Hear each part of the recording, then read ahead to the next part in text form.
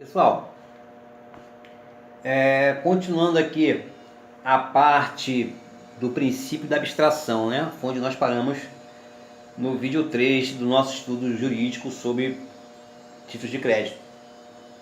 Bom, continuando o princípio da abstração. Houve situações, porém, que este princípio da abstração começou a sofrer mitigações, ou seja, começou a ser relativizado, tá? A situação que implicou tal discussão tem origem nas práticas bancárias. Começou-se a tornar comum na prática bancária a exigência da assinatura de nota promissória como garantia acessória aos contratos de abertura de crédito. Seria a seguinte situação: a pessoa faz um contrato de cheque especial, mas não se sabe qual o valor desse crédito ela irá utilizar, ou seja, o limite do cheque especial. Assim, as instituições bancárias fazem com que o cliente assine uma nota promissória sem preencher o valor, que somente será preenchido se houver vencimento da dívida do cheque especial sem que haja o correto pagamento. Esse procedimento pode trazer prejuízos ao cliente caso o banco execute o título. É que, como foi tratado anteriormente, em obediência ao princípio da autonomia e o princípio da abstração, o valor firmado na nota promissória pode ser exigido, independentemente de discussão acerca do contrato ou do negócio jurídico, né? Que teoricamente deu origem à sua emissão.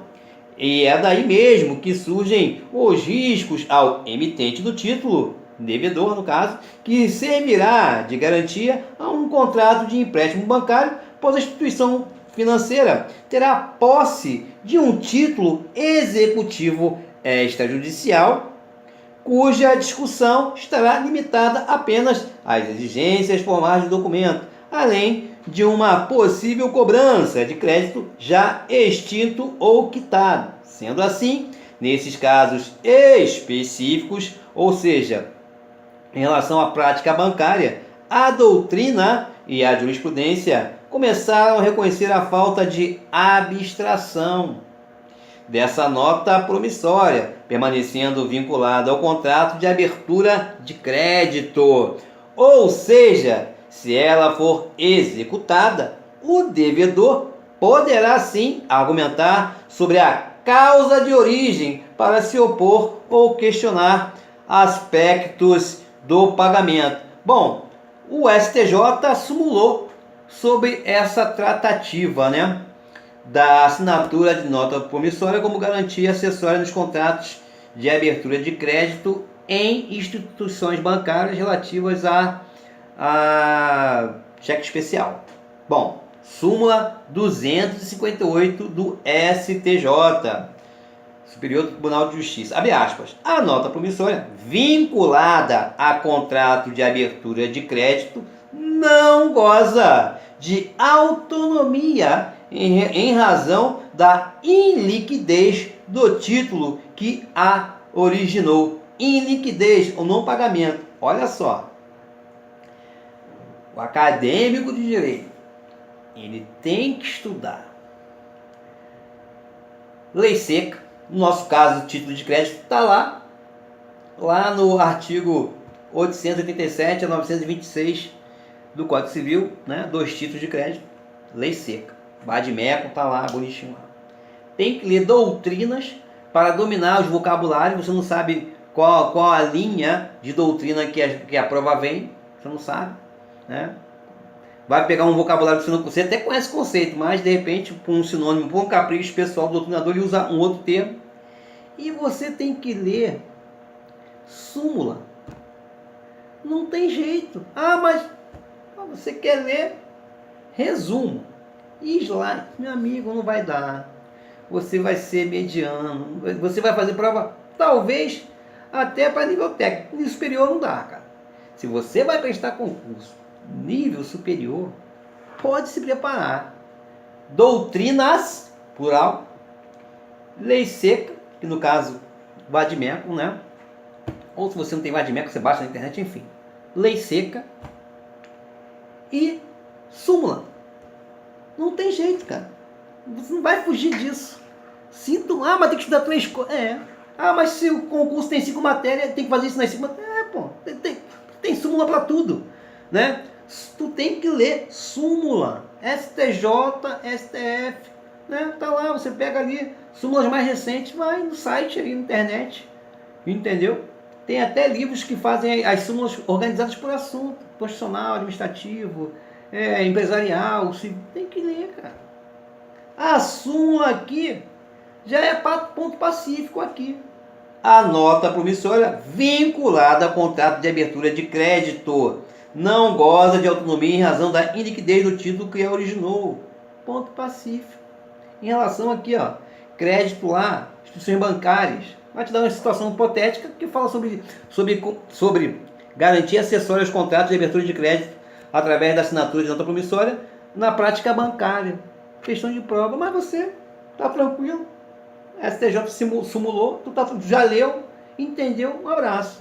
Bom, primeiro, há que se ressaltar certa imprecisão técnica na súmula, pois o que é mitigado, o que é relativizado é a abstração e não a autonomia, né, da nota promissória. Porque aqui na súmula, né, 258, ela foi tecnicamente feita, mal feita, porque ela fala sobre autonomia, né? Na verdade, não é isso.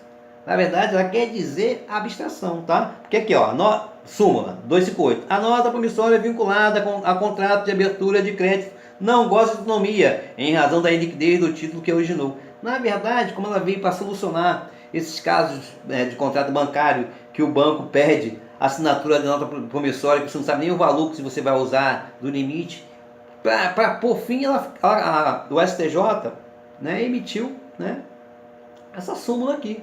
Mas na verdade é o seguinte: imprecisão técnica da súmula, pois o que é mitigado, o que é relativizado, não é a autonomia, o princípio da autonomia, né, da nota promissória.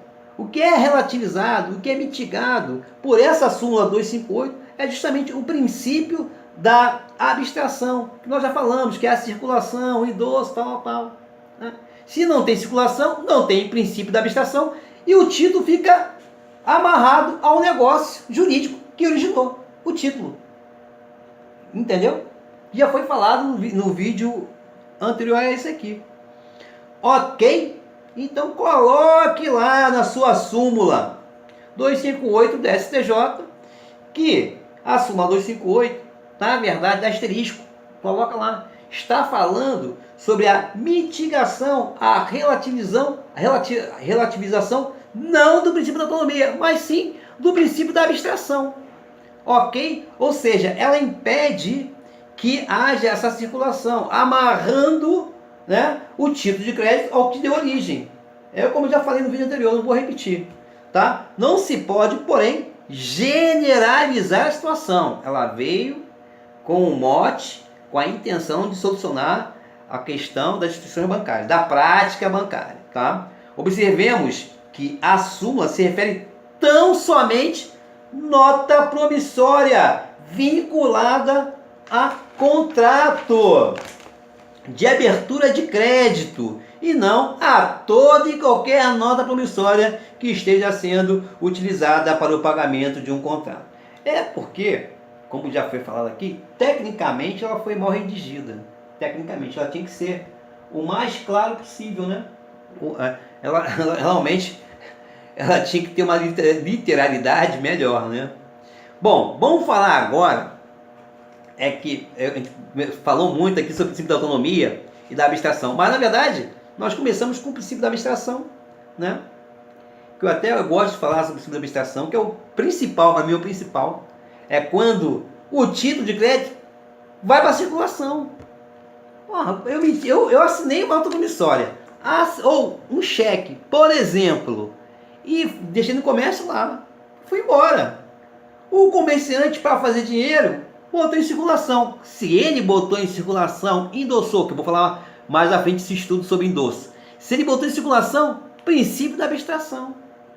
Então são coisas que é bacana quando você domina o conceito, domina o princípio. Se você entendeu isso, meu amigo, quando vier uma questão, por mais que você esteja em dúvida, você vai eliminar aí umas 3 alternativas, que 2 realmente sempre fica amarrado ali, e eu dou uma sorte que eu sempre escolhi a errada, né? Na hora de... Bom, isso é um detalhe, deixa pra lá. Porque não adianta você saber a matéria, dominar a doutrina. Pô, cara, é legal? É, óbvio que é, pô. Não tô falando besteira. É legal, mas não adianta. Tem que saber fazer prova. Então o que acontece? Na hora da múltipla escolha lá, cara, dependendo da banca, aí tu, pô, mas caramba, eu domino todo esse assunto. Se fosse discursiva, você ia detonar, né? Porque você domina o assunto. Mas, meu amigo, saber a matéria é uma coisa. Dar aula, falar, explicar com suas próprias palavras de uma maneira simples, que as pessoas até leigas entendam. Pô, cara, entendi. Ótimo. Agora, fazer prova, encarar uma questão, só tem uma certa, só tem 2 certas. Ah, meu amigo, aí aí já é um outro estudo, uma outra preparação psicológica. Você já tem que treinar, fazer simulado contra o tempo. Aí já é um outro estudo, como fazer provas.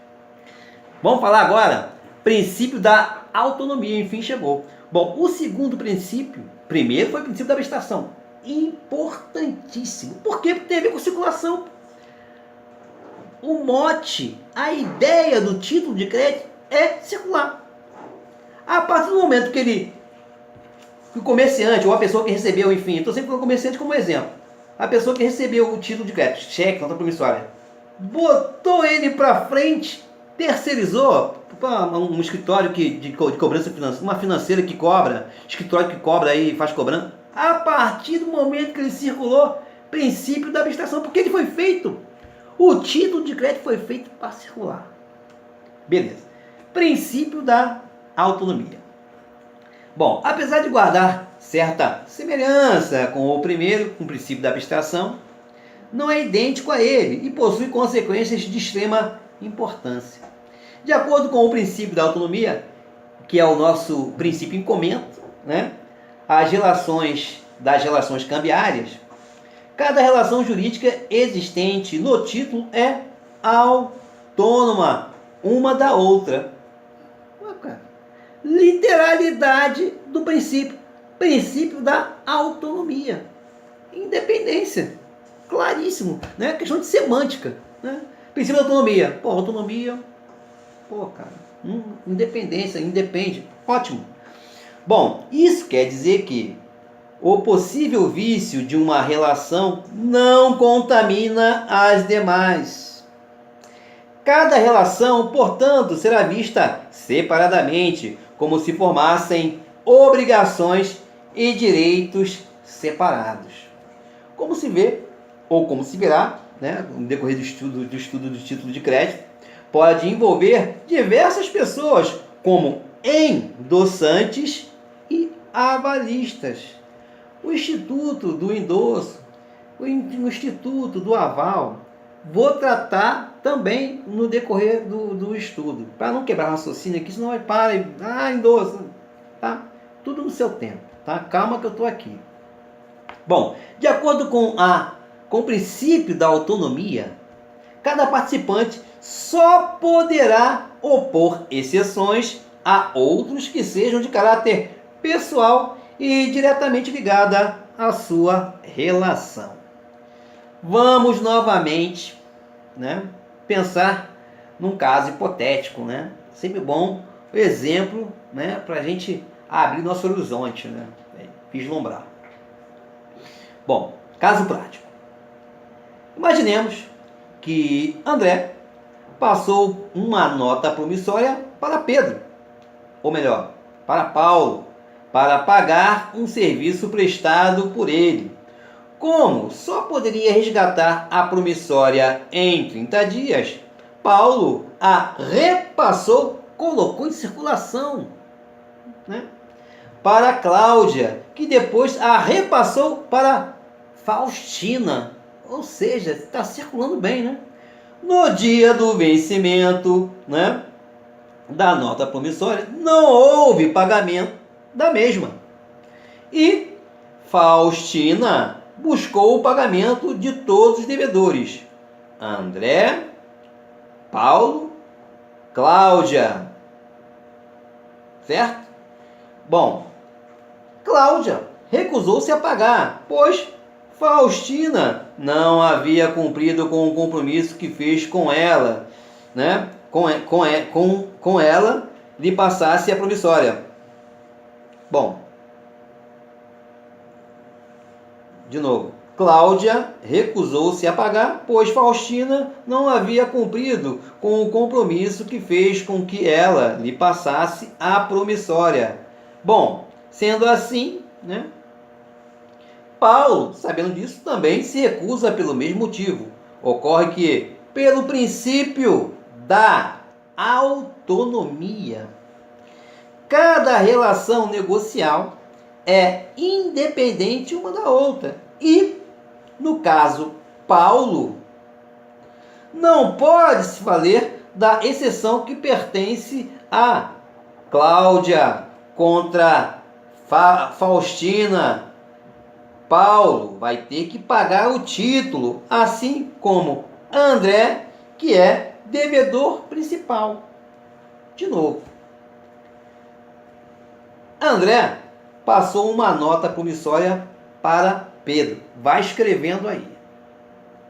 André passou uma nota promissória para Pedro, para pagar um serviço prestado por ele. Como só poderia resgatar a promissória em 30 dias, Paulo a repassou para Cláudia, que depois a repassou para Faustina. No dia do vencimento, não houve pagamento da nota promissória e Faustina buscou o pagamento de todos os devedores: André, Paulo, Cláudia. Bom, Cláudia recusou-se a pagar, pois Faustina não havia cumprido com o compromisso que fez com que ela lhe passasse a promissória, resgatasse o título, tá? Bom, Paulo, sabendo disso, também se recusa pelo mesmo motivo. Ocorre que, pelo princípio da autonomia, que é o nosso princípio estudado, né? Cada relação é independente uma da outra e Paulo não pode se valer da exceção que pertence a Cláudia contra Faustina. Paulo vai ter que pagar o título, assim como André, que é o devedor principal. Bom, como será melhor analisado à frente, uma situação que terá implicações práticas importantes é a autonomia, no caso do avalista do título. Vamos tratar de aval mais adiante. Bom, esse princípio, né, faz com que o avalista seja obrigado a pagar a obrigação, ainda que seu avalizado tenha motivos para se recusar a fazê-lo, tá? Escute várias vezes, escute, veja, enfim, né? Vai para a academia, veja o vídeo, escute, para você poder vislumbrar, tá? A repetição faz o nosso aprendizado. Princípio da incorporação ou da cartularidade. Já falei anteriormente que a cartularidade vem de cártula, tá? E cártula é o título, né? É o papel que registra o valor do empréstimo, ok? Tá? Aquela velha história que eu sempre comento aqui. Ah, você estudou em uma doutrina, princípio da incorporação. Tá, tudo bem. Aí chegou na prova. Não, porque o princípio da cartularidade. Hã? Oi? É. Por isso que você tem que estudar. O que eu faço quando eu vou estudar? Eu vejo uma doutrina com a outra. Ah, tá lá o princípio da incorporação. Aí eu vejo na outra doutrina lá, princípio da cartularidade ou da incorporação. Eu já anoto. Eu já pego na doutrina, já anoto aqui. Nessa que só tem incorporação, eu vou lá, aprende ou cartularidade. Por quê? Porque cada doutrina que eu vou lendo, eu vou percebendo que o doutrinador ali ele quer fazer o seu diferencial. Pô, mas esse princípio aqui é a mesma coisa que o outro. Por que ele está falando? É o mesmo conceito. Só que o nome é outro. Princípio da incorporação ou da cartularidade. Bom, o terceiro princípio, que a gente já falou aí, né, várias vezes, cartularidade. Bom, quando tratamos das características dos títulos e que tem uma importância prática grande, esse princípio da cartularidade ou o princípio da incorporação. De acordo com esse novo princípio que nós estamos estudando, incorporação ou cartularidade, para ser título de crédito, a obrigação deve estar representada por um documento cartular, ou seja, um papel em que se especifica a obrigação. Bom, cártula, já falei que é um título.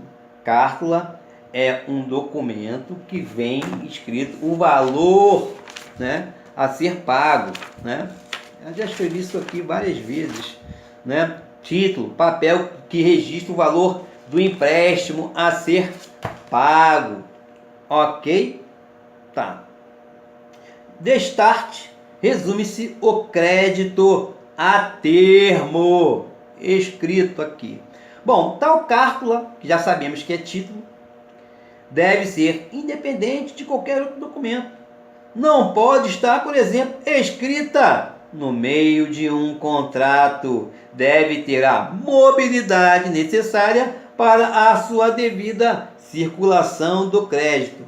Falou em circulação, você já sabe que é o princípio da abstração. Para mim é o princípio mais importante, né, do título de crédito.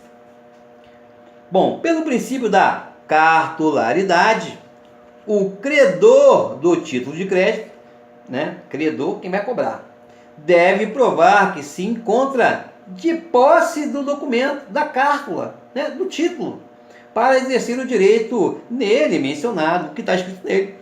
O que se conclui é que, no regime jurídico cambial, a presença do documento no aspecto físico, material, substancial, é essencial para que se tenha direito à titularidade do crédito, que possa transferir o título exercendo a negociabilidade. Como é que você vai negociar de boca? Por isso que tem que ter a materialidade, né? É essencial para que se tenha direito à titularidade do crédito e que possa transferir, passar para frente, né, para outros, que foi aquele exemplo da fulana, nota promissória, a pessoa fez um trabalho com o outro, o André, tá, no exemplo que eu dei anteriormente. A posse da cártula. O que é a cártula? É um título, né? É o documento que vem escrito lá, papel que registra o valor do empréstimo. Eu anotei lá, de vez em quando eu volto para olhar. Fazer o quê, né? A posse da cártula também garante a executividade, pois só com a existência material, documental, né, de um título é que se pode entrar diretamente com o processo de execução. Aí saímos da esfera, né, extrajudicial, promissório, cheque, título extrajudicial. Não foi pago, vou para a justiça. Vai entrar na justiça, a prova de um pagamento, tá aqui, o cheque todo carimbado. Aí já vamos entrar para a execução. Aí já é o aspecto judicial da coisa. Já mudou de figura, tá? Bom, com posse dele, né, com a existência desse título, é que eu vou poder provar uma prova material, né? Documental, inclusive, diretamente com o processo de execução. Já vou entrar com a execução. Mauro, por que eu vou entrar diretamente com o processo de execução e não o processo de reconhecimento? Aquele exemplo que eu dei lá. Meu querido, o cheque ou a nota promissória já tem teu nome, RG, CPF, tem tudo ali. Processo de conhecimento, que já te conheço. Processo de conhecimento é para saber quem está devendo. No caso do título extrajudicial, cheque, do título extrajudicial duplicata, que é o nosso exemplo aqui, né? Que é o mais usual aqui no nosso dia a dia aí. Pelo menos no meu era, agora nem é mais. Enfim, não uso cheque nem nota promissória. Cara, por que ele já vai entrar direto com a execução? Vai bypassar o processo de conhecimento. Processo de conhecimento é para conhecer. A partir do momento que você já sabe o nome. RG, a nota promissória, inclusive, tem endereço. Né? Então, processo de execução. Bypassou aqui, ó. Não é mais processo de conhecimento. A petição já é para executar, processo de execução, meu filho. Ok? Bom, beleza? Beleza. Vamos aqui com o material aqui bombando aqui.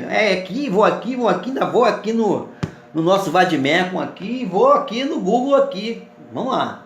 Também não se trata de um princípio absoluto, ou seja, esse princípio da incorporação ou da cartularidade, né? No direito tudo depende, não tem jeito. Que está sendo transformado pela tecnologia. Também não se trata de um princípio absoluto que está sendo transformado pela tecnologia. Trata-se de duplicatas virtuais, em virtude da necessidade de celeridade nos tratos negociais que envolvem a duplicata.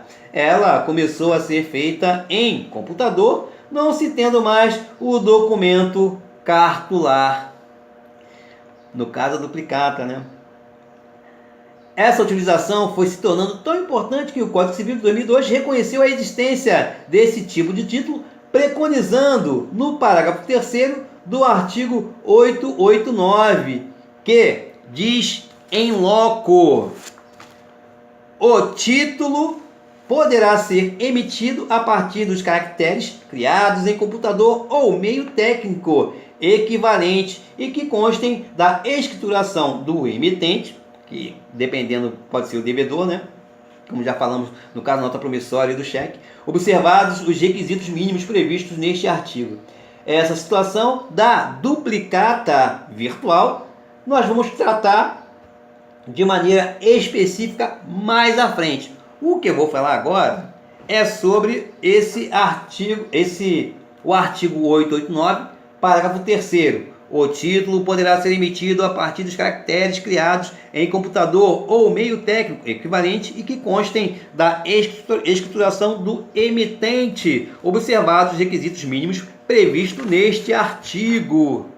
Ok? Tá?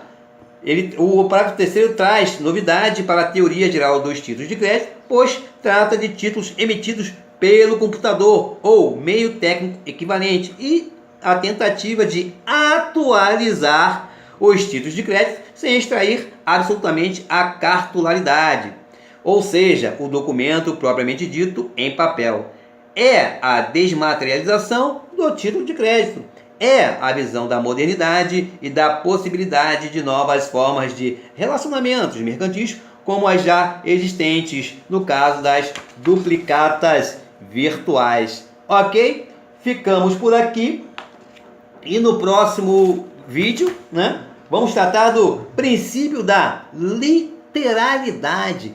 Vale o que está escrito ao pé da letra. Antecipando aqui, ok?